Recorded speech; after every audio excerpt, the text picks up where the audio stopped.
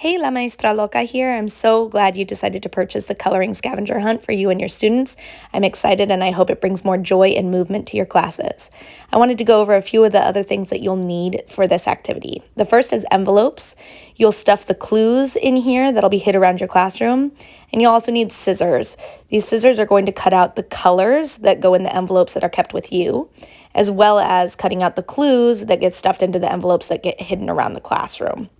The questions I hid around my classroom were very unique to each class. So, for example, questions about the novel we just finished or questions about a clip chat. The questions in this resource are very generic and can be used in any classroom. I do recommend, if you're using these questions, to make an additional 10 unique questions or printing off 2 copies so that there's 20 total questions hidden. 20 questions felt like the right amount for the amount of students that I had in each class. You'll need to copy an answer sheet onto the back of whatever coloring pages you decide to print off. I made 13 different coloring pages because I wanted to make sure that each of my students found something they really liked. Here's a video really sped up of me stuffing the envelopes with the different clues that I had cut out, and then I went ahead and hid those around my classroom. You could also hide them outside if you decide to play outside.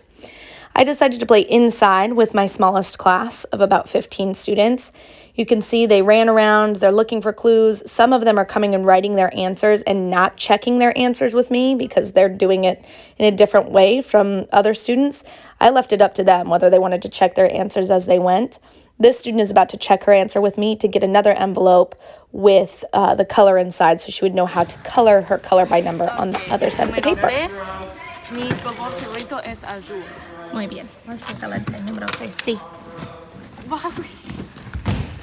Número 6 para ti. Gracias. Nada. Inside the envelopes that I have are the colors stuffed inside. So I can hand her the envelope that matches. She looks at the color. She writes it next to the answer so she remembers what color to color the number on the other side of the paper. I'm looking at your eyes for the azul. Maestra, I got you. One thing I learned quickly is that with my bigger classes, it wasn't reasonable to search for the correct envelope number. I found myself either writing a random color next to their correct answers, or better yet, by my last class, I figured out I could just hand them a random envelope. It didn't have to match the number that they answered with a random color inside. That worked really, really well. At the end, they all decided to color.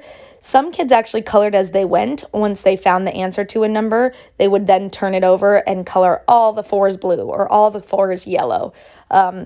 Whatever really worked for them. You'll see this girl in the long gray jacket went and found all the answers first and then asked for all the envelopes to look at the colors. Whichever way you do this, I hope you have fun with your students. I know mine really enjoyed it. If you'd like a more detailed explanation or a written explanation of how to do this with your students, please make sure and visit my blog. I can't wait to connect with you. You can sign up for my weekly emails there or find me on Instagram. Take care, tired teacher. You're doing awesome.